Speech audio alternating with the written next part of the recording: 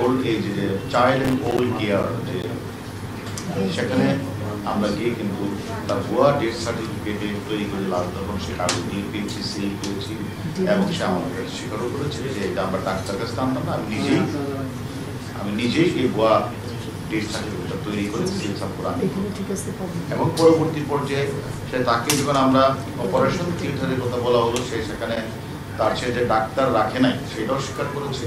এবং সে যে তাদের উপরে মানসিক চর্চাটা করেছে। সে নিজেই যে এই আশ্রমে যাদেরকে নিয়ে আসা হয়েছে অধিকাংশই হলো প্রতিবন্ধী বৃদ্ধ প্যারালাইজ, এই বয়স্ক প্রতিবন্ধী প্যারালাইজ মানুষ কিন্তু একটু অ্যাবনর্মাল আচরণ এবং সে কারণেই সে তাদের উপরে প্রচণ্ড পরিমাণে নির্যাতন করতো, লাঠি দিয়ে পিটাতো, সেটা স্বীকার করেছে এবং যেটা আমি করেছি আমি ভুল করেছি। কিন্তু বিষয়টা হচ্ছে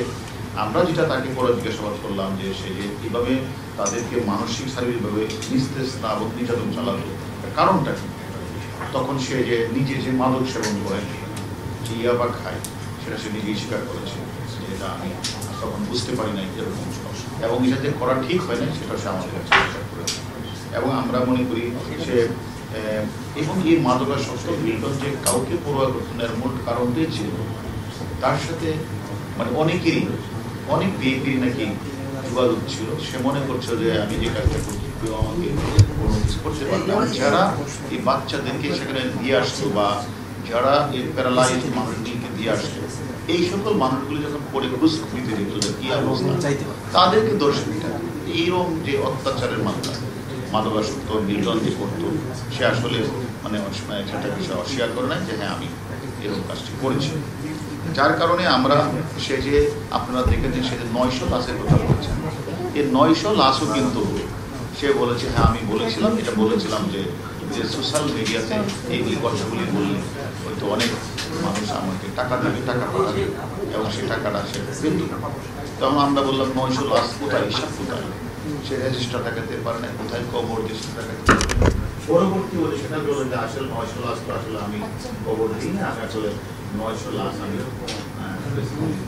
সোশ্যাল মিডিয়ার মাধ্যমে প্রচার করি,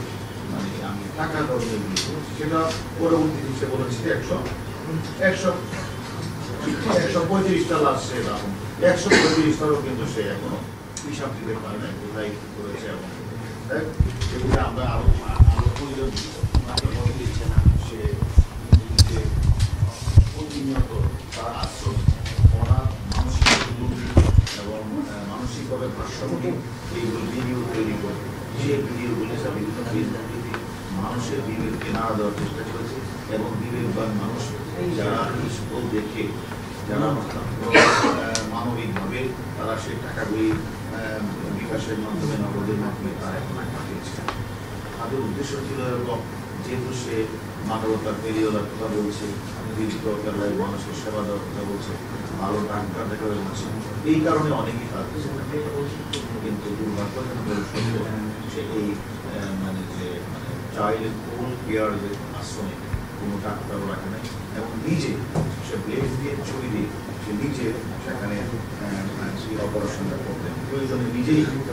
হাত পথ কেটে বেরোতেন এবং তাদের যে রক্ত বেরোত এবং এই কাঁটাচারা কষ্ট করে রোগীরা কষ্ট পেত কিন্তু আর্তনাদ করলেও মানুষকে মিলটা বুক করতেন। ব্লেড এবং ছুরি দিয়ে কাঁটাচারা করার অনেক অংশগ্রহণ ও মিল্টনের আসলে প্রাসঙ্গিক দিকে মারা যেত এবং অনেকেই এরকমভাবে মারাও যেত। এই সব কিছু আমরা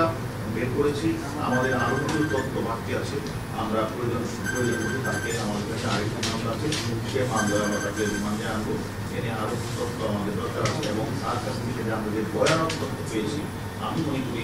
এটা আমাদের সমাজের যদি আরো কিছু এরকম মানুষ থেকে থাকে যারা এরকম মানবতার ভিডিও আসছে তারা মানুষকে প্রভাবিত করছে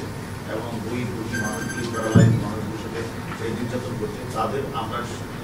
তাদের সম্পর্কে আমরা খোঁজখবর নিয়েছি। আমি মনে করি এই বিষয়ে যারা এই কাজগুলি করবে আমরা মনে করি এই কোটি মানুষের কাছে যে কোটি কোটি টাকা সেটা তার অ্যাকাউন্টে আমরা অনেক টাকায় পেয়েছি, কিন্তু সেই কোটি কোটি টাকা